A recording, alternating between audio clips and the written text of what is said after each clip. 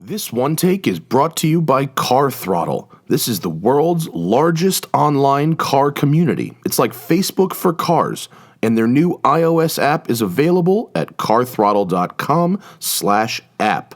You can follow us, Speed Hunters, Evo, Rob Dom, Super Speeders, and all your favorite content creators at carthrottle.com and their apps on iOS and Android. Good morning, everybody. As you can imagine, this is going to be a good one. Welcome to the Angeles Forest on a beautiful day in the Ferrari 488 GTB. The 488 is, of course, the replacement for the 458, and although there are many similarities, they're clearly relatives. The big story is the engine. The 488 has a 3.9-liter twin-turbo V8, making 661 horsepower and 561 pound-feet of torque. Peak torque is at 3,000 RPM, peak horsepower is at 8,000 RPM, and that gives you a nice wide power band to work with. And when I demonstrate the speed of this vehicle, believe me, as nice as a naturally aspirated engine is, you got to go with me on this one. These guys know what they're doing. This car is completely insane. It's magnificent. It also has 50% more downforce than the 458 without the use of any big wings or anything like that. It's a very fancy under tray design, and the side scoops, in addition to just ducting the turbos and the intake, actually add downforce as well as the new nose, which looks kind of like the LaFerrari nose. This car is around $270,000 as tested. Hang on a second there, guys. I gotta stop myself. I'm in the office right now editing this video, and I didn't actually get the window sticker on this particular car until after I drove it, and boy was I way off. While the base price of the 488 is $245,000, and the way I would spec one is around $275,000, the price of this test vehicle is $347,000, and that is due to almost $75,000 worth of cosmetic carbon fiber, and the fact that although it looks like Rosso Corsa, it's actually Rosso Corsa Metallic, which costs $12 grand. Normally I like to do these in one take, but I felt like I owed it to you to give you the correct information. So, bearing that in mind, enjoy the rest of the video.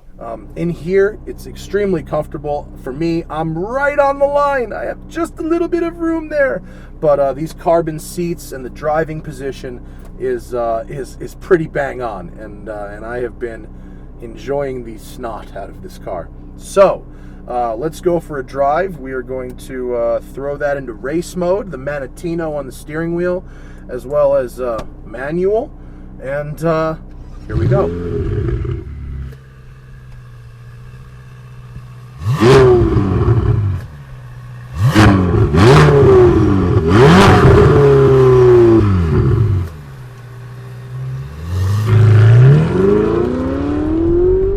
Dual clutch engagement of the 7-speed is smooth and direct. It works well in automatic mode. In fact, before we get going here, I'll just throw it in auto real quick, and you'll see it's easy. It chooses the right gear. If you kick it, it downshifts one. But that's not what you came here to see. You came here to see me go quick. So we're going to go back to manual, and we're going to give it some beans. Check this out. I don't have to watch the tach because I have the shift lights on the steering wheel telling me when to shift.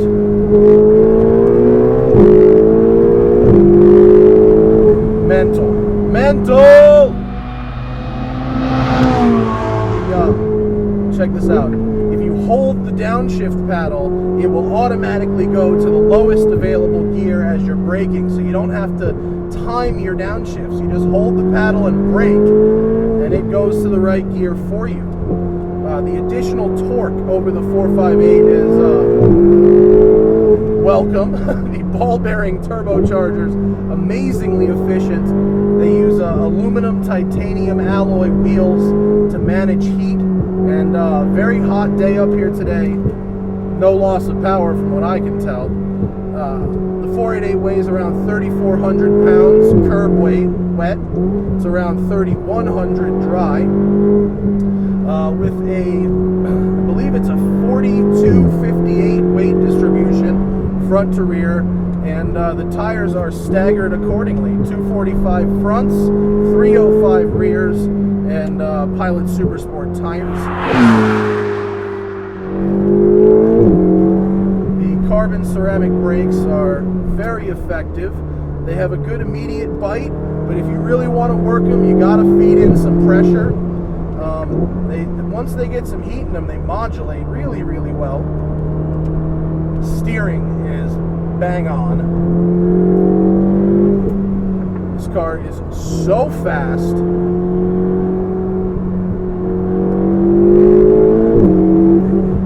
And I know people don't like turbos because they say they ruin the sound, but this thing sounds pretty Ferrari-ish to me.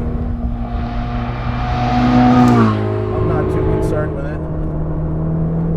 The ride is excellent. It has magnetic shocks, defaults to sport mode, but you just got a button on the steering wheel right here. You can click it into comfort very easily, and I use comfort for all my around town driving. The ride is very smooth.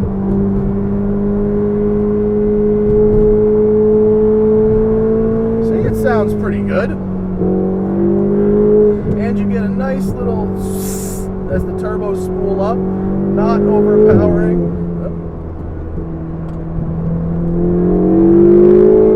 Fuck.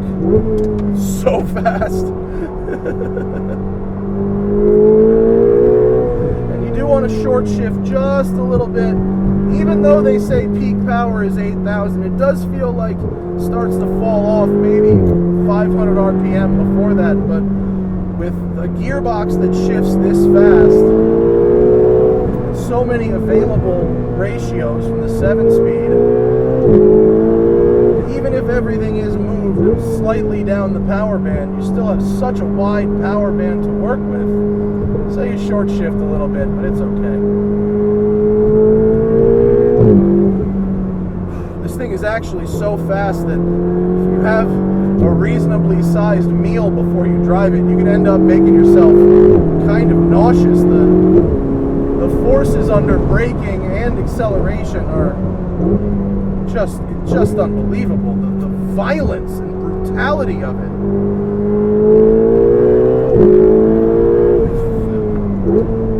Oh, I love the brakes. The brakes are bang on. The feel is just perfect. But this thing is a professional's car. I mean, if you don't know what you're doing, you are going to have a big crash in one of these, and it's not going to happen at 50. It's going to happen at 150. You know, I said on Instagram that they should issue special licenses for cars like this, and I'm going to stand by that, because this car, the same thing with the McLaren 675. I mean, these cars are so fast that if you're not paying attention, you could get into trouble very easily. And once we get to this intersection here, we'll pick whatever direction this Mercedes. Oh, come on, Mercedes, can I get by? I thought there was an intersection here, but I was wrong. But I want to go quick. But this Mercedes is behind me. I'll give him a little flash. Can I get by? No? Not so much? All right. In that case, while we're stuck behind this guy, let me tell you my couple of gripes. I know if I said everything was perfect, you guys wouldn't buy it, and that's fine. So I have a couple of little gripes. One, it takes a while for the Bluetooth to connect. Two, strangely, the tachometer needle doesn't light up at night, which is weird. I don't know if it's tunnel. Hang on, we'll get back to you. Tunnel. Man, you roll into it in second and just wants to claw the tires right off the pavement. So the tach needle not lighting up is weird. And also, the doors are wider than they appear from up here. And so you have to be kind of careful when you open the door, because it's about 6 inches wider than it looks from up here. So you could whack some things. Can I get by, please? Please? All right, forget it. Forget it. We stop. So those are really all the gripes I have. I mean, honestly, they're minor, but you wanted me to nitpick, so there you go. Everything else is pretty much perfect. It's easier to daily drive than some other supercars. It feels surprisingly normal around town. It does not have a hydraulic nose lift, but don't need it. I haven't rubbed anywhere, really. Magnificent. It goes as fast as you can think. I mean, even a LaFerrari has 200 extra horsepower. I don't really know how you'd use it, where it would go. Look at this.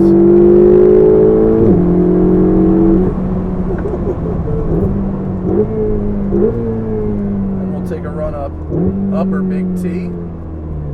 They use the steering wheel mounted blinker. Some people don't like these. I actually really like the steering wheel controls. If you're used to riding motorcycles, they're actually great. I don't have to take my hands off the steering wheel really ever.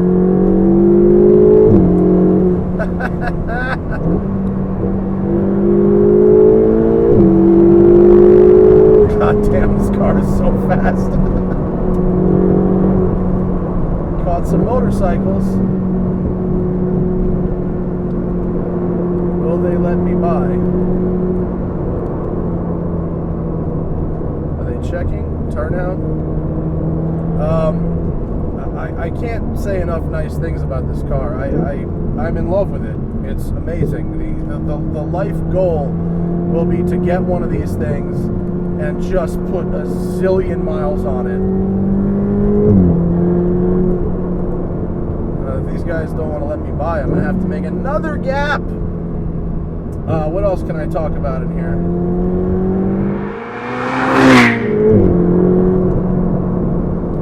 The price.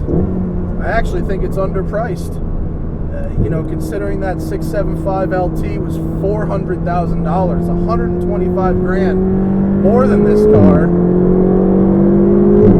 As far as performance, they're very similar. You'd need a drag strip or a racetrack to really be able to tell the difference. And this is more livable. The McLaren feels more spaceship-y. This feels a little more like a normal car, with the exception of how fast it goes. And so if you really want to drive it at more than a track day or a special occasion, this may be the way to go. I'm going to make a gap so I can go quick. And we're back to the quickness.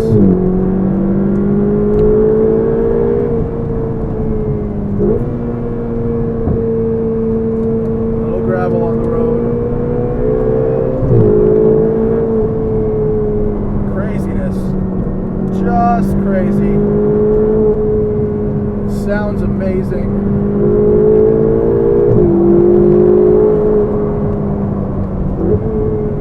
Wow, there is a motorcyclist behind me that is keeping up and going for it.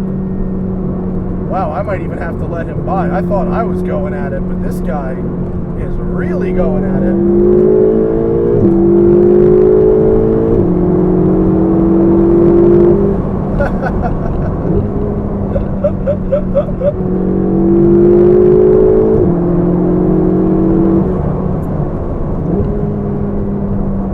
Come on, guy.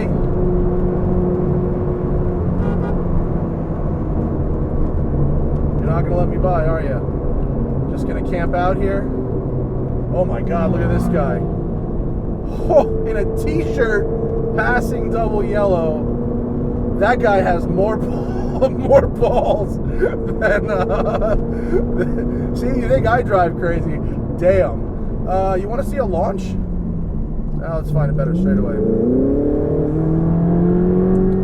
Just following these motorcyclists.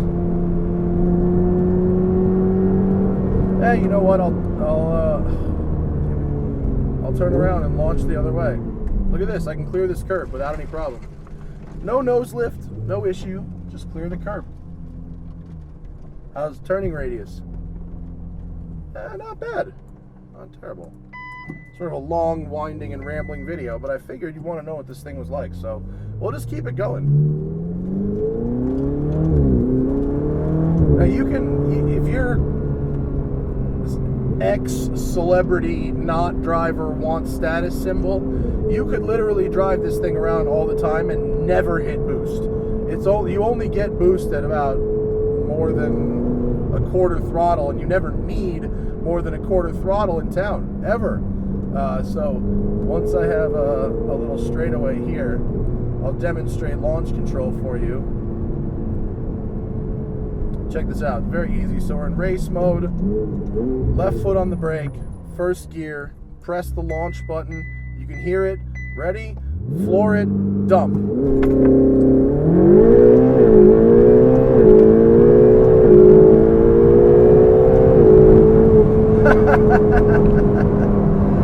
0 to 60 in 3 flat, rear wheel drive car, and as you could probably tell, that was more than 3 seconds, so you can do the math.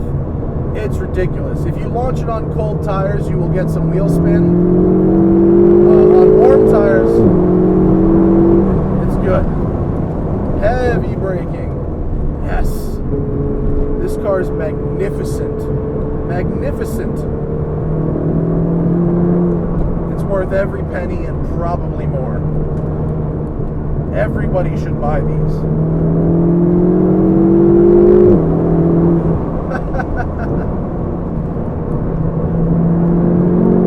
If you're in boost, it goes through gas pretty quickly though.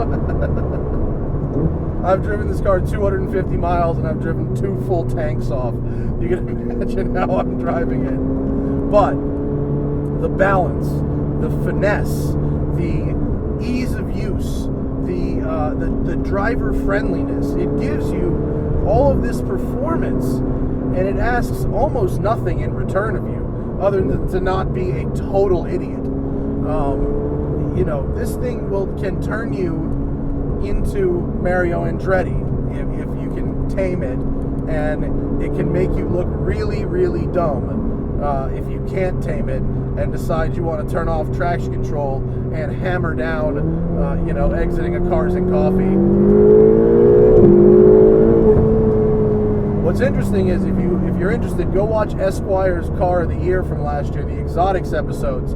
I didn't do the review, but I did a lot of the sliding in that video, and this is one of the easiest cars to drift that I've ever driven. The steering ratio is so fast, you could do big drifts without really ever taking your hands off the wheel or adjusting. Oh, perfect. Well, it seems our front camera's battery has just died, which means that's where I end this review. But at 20 minutes, I think we're okay with it. This car is incredible. It's incredible. I love it. I want to have its children. I want all the things with it. I want to live in this car for the next 20 years.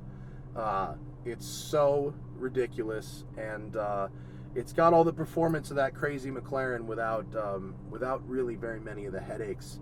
And it's a Ferrari, and it's great. And thanks for watching, and I'll see you guys next time. Hopefully I'll have longer battery life. Goodbye.